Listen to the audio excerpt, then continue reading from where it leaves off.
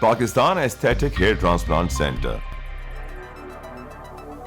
Advance pico laser technology کی بدولت جھائیوں اور براؤن دھبوں کا خاتمہ آپ کی جلد کو دے ایک نیا نکھار. نامور ایستھیٹک کنسلٹنٹ ڈاکٹر حنیف سعید کی زیر نگرانی.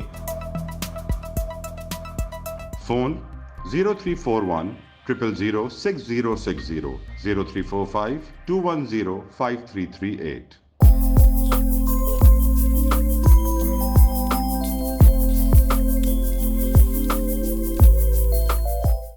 السلام علیکم. لائیو ڈیجیٹل نیوز میں خوش آمدید. آپ نے اب تک ہمارے چینل کو سبسکرائب نہیں کیا ہے تو صحت کی خبروں سے باخبر رہنے کے لیے سبسکرائب اور بیل آئیکن کو پریس کر کے لائک بھی ضرور کر دیں. بسم اللہ الرحمن الرحیم. الصلاۃ والسلام علیک یا سیدی یا رسول اللہ و خاتم النبیین.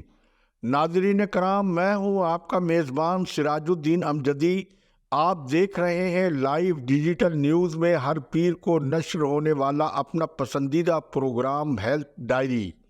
اللہ کریم سے امید ہے کہ آپ جہاں بھی ہوں گے بخیر و عافیت ہوں گے. آج عالمی یوم مہاجرین ہے اور 1971 سقوط مشرقی پاکستان میں پاکستان کے حق میں 2 بار جنگ لڑنے والے محصورین پاکستان بنگلہ دیش کے مہاجر کیمپوں میں پاکستان کا جھنڈا لگائے. وہ اور ان کی دوسری تیسری نسلیں انتہائی کسمہ پرسی میں ہماری حکومتوں کی اپنے ہم وطنوں سے بے اعتنائی کی پالیسی کے باعث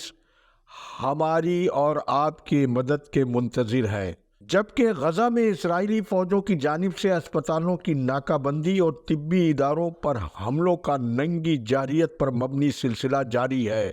یہ پاکستان میں فوجی حکومت کا اقدام ہے کہ اس نے برسر اقتدار آ کر کرپشن کے خلاف آواز خلق پر کان دھرے اور اپنی دیگر ترجیحات میں کرپشن کو ختم کرنے کے لیے سخت فیصلہ کرتے ہوئے نیب کے ادارے اور خصوصی عدالتیں قائم کی.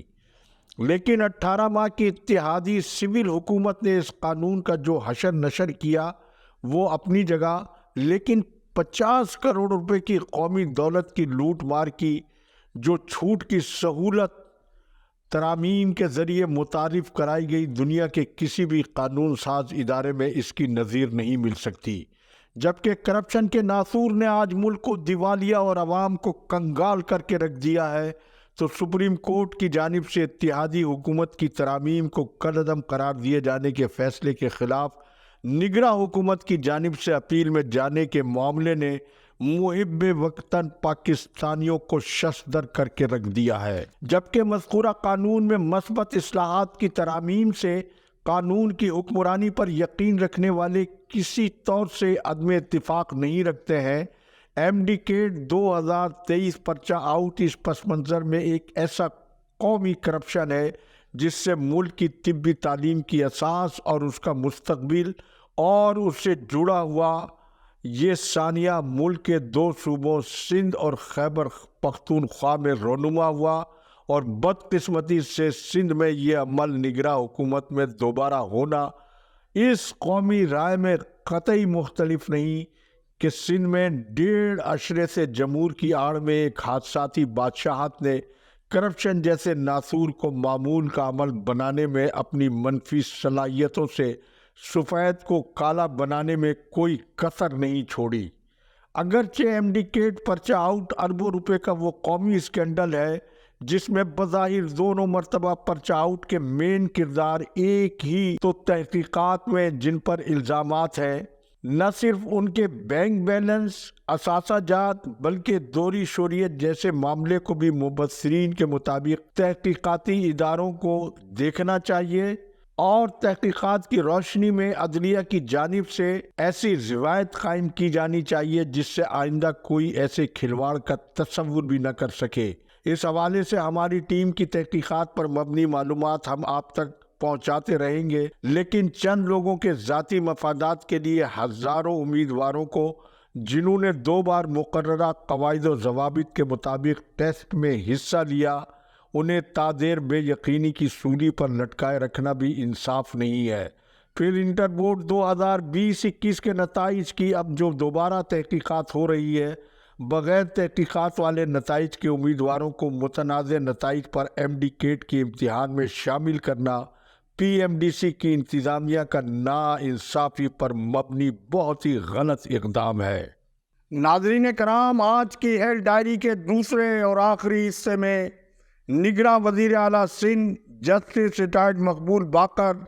وزیر صحت ڈاکٹر سعد خالد نیاز کی دشمنی میں اتنی بوکھلاہٹ اور آواز باختہ ہو چکے ہیں کہ انہیں اپنی آنکھ کا شتیر تو نظر نہیں آ رہا، لیکن وزیر صحت کی آنکھ کے تنکے پر وہ اتنا بلبلا اٹھے ہیں کہ ان کا تازہ فرمان امروز جاری ہوا ہے کہ صوبے میں انسولین اور کتے کاٹے کی ویکسین اور ہائی بلڈ پریشر ادویہ کی مصنوعی قلت اور بلیک مارکیٹنگ کو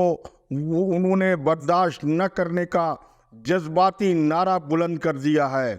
اول تو لازمی اور جان بچانے والی دوا کی بآسانی عوام تک دستیابی کو یقینی بنانا حکومت اور متعلقہ اداروں کی بنیادی ذمہ داری ہے، اس سے کوئی بھی انکار نہیں کر سکتا ہے،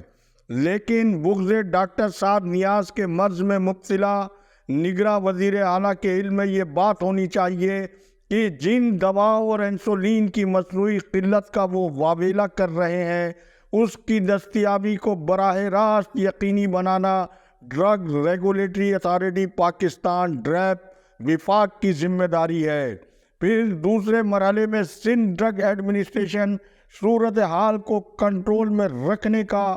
وہ ذمہ دار شعبہ ہے جو آپ کی ذاتی اقربا پروری اور مال بناؤ کی کھلی پالیسی کے مطابق ڈرگ ایڈمنسٹریشن آپ کے اپنے ہمزلف سیکریٹری صحت ڈاکٹر منصور عباس رضوی، جنہوں نے محکمہ صحت سندھ کے صوبائی دفتر کو رشوت کے عوض تبادلوں، تقرریوں، ترقیوں اور چھٹیوں کا نیلام گھر بنا کر مال بٹورنے کا ایجنٹ ایڈیشنل سیکریٹری مولا بخش شیخ اور اسپیشل سیکریٹری محمد علی شیخ کو مقرر کر رکھا ہے، اور مولا بخش شیخ نے جب کراچی کے ڈرگ انسپیکٹروں کو مارکیٹوں، ادویہ کے ڈسٹریبیوٹرز اور فارما کمپنیوں سے اندھا دھند مال غنیمت وصول کرنے کے دھندے پر لگا رکھا ہو تو وہ ڈرگ انسپیکٹر کس اخلاقی جرت کے ساتھ ان کا چالان کر سکے گا؟ پھر وہ چالان بھی کرے گا تو جب مولا بخش شیخ نے بڑا مال پکڑ کر ڈرگ ٹیسٹنگ لیبارٹری کے سربراہ کو ہی کوالٹی کنٹرول بورڈ کے سیکریٹری کا اضافی چارج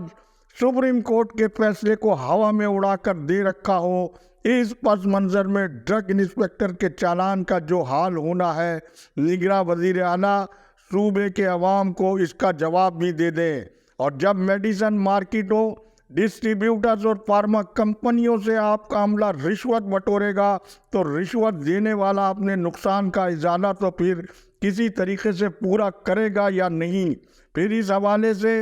نگراں وزیر اعلیٰ اپنے گھر کے سیکریٹری ڈاکٹر منصور عباس رضوی سے یہ معلوم کریں کہ قاعدے کے مطابق ضلع کیماڑی کراچی میں نگراں وزیر صحت نے گریڈ 17 کی خالی ڈرگ انسپیکٹر کی اسامی پر گریڈ 17 کے ڈرگ انسپیکٹر کی تقرری کا تحریری حکم جاری کیا ہوا ہے، لیکن سیکریٹری صحت ہماری تحقیقاتی ٹیم کی رپورٹ کے مطابق گریڈ 18 کے ڈرگ انسپیکٹر کو 17 گریڈ کی اسامی پر تقرری کے عوض 10 لاکھ روپے کے بیانہ لے کر وزیر صحت کی تقرری کے تحریری حکم کو سد خانے کی نظر کیے ہوئے ہے۔ ناظرین، اب آپ خود ہی فیصلہ کر لیں کہ جان بچانے والی دواؤں کی مصنوعی قلت پیدا کرنے کا ذمہ دار کون ہے، اور اس پس منظر میں ملک کے مقتدر حلقوں کو سندھ کے مظلوم عوام کے ساتھ ہونے والے اس کھلواڑ اور سنگین مذاق کا نہ صرف فوری نوٹس لیا جانا چاہیے بلکہ یہ بھی دیکھا جائے کہ نگراں وزیر اعلیٰ اصل نگرانوں کے بجائے کن نگرانوں کے ہاتھوں کا کھلونا بنے ہوئے ہیں۔ اسٹیبلشمنٹ کو بدنام کرنے والا کھیل بہت ہو چکا، اب یہ کھیل بند ہونا چاہیے۔ اللہ حافظ۔ پاکستان زندہ باد۔ عوام و افواج پاکستان پائندہ باد۔